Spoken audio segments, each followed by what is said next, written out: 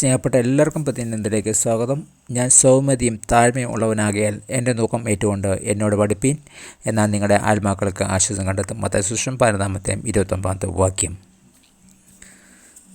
ജീവിതത്തിൽ സകല ഉയർച്ച താഴ്ചകൾക്കുമിടയിൽ നമ്മുടെ ജീവിതത്തിൽ ഏറ്റവും ആഴമായ ആവശ്യം ദൈവം എന്ന താക്കോലാണെന്ന് മറന്നു പോകാൻ ഇടയുണ്ട്.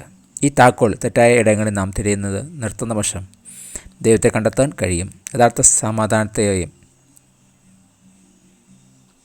ദൈവത്തിൻ്റെ വഴികളെ ജ്ഞാനികൾക്കും വിവേകികൾക്കും മറിച്ച് ശിശുക്കൾക്ക് വെളിപ്പെടുത്തിയതുപോലെ കൊണ്ട് യേശു പിതാവിനെ മഹത്വപ്പെടുത്തുന്നതുകൊണ്ട് അപ്പോൾ തന്നെ അധ്വാനിക്കുന്നതിന് പാരഞ്ജീവകരമായുള്ള എല്ലാവരും വരുവിൻ, യേശു തൻ്റെ ആശ്വാസം പ്രാപിപ്പാൻ ക്ഷണിക്കുകയും ചെയ്യുന്നു. സൗമ്യതയും താഴ്മയുള്ളവനായ നമ്മുടെ ഗുരുവിൻ്റെ വഴികൾ ശിശുക്കളെപ്പോലെ തിരിഞ്ഞെന്ന വഴി നമുക്ക് യഥാർത്ഥ ആശ്വാസം കണ്ടെത്താനാകും. നമ്മെ തൻ്റെ വീട്ടിലോട്ട് സ്വീകരിപ്പാൻ ആകാംക്ഷ ഒരു ദൈവം നമുക്കുണ്ട്. തെറ്റായ ഇടങ്ങളിൽ സംതൃപ്തിയും സന്തോഷവും തേടാൻ പ്രലോഭനം ഉണ്ടാകാറുണ്ടോ?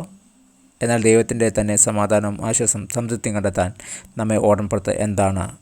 പ്രാർത്ഥിക്കാം. സ്നേഹമുള്ള ദൈവമേ, ആകർഷമായാലും ആൾക്കൂട്ടമില്ലാത്തതും സംതൃപ്തിയോടുമുള്ള പ്രലോഭനത്തിൽ ഞാൻ വീണു പോകാൻ എത്ര സാധ്യതയാണുള്ളത്. അങ്ങയിലേക്ക് തന്നെ തിരിഞ്ഞ് ആഴത്തിൽ ആശ്രയിച്ച് യഥാർത്ഥ ആശ്വാസം കണ്ടെത്തുവാൻ സഹായിക്കണമേ. Thank God. God bless you. പുതിയ ദിവസം പുതിയ അനുഭവങ്ങളെ ദൈവം നിറക്കട്ടെ. God bless you in Jesus name. Amen.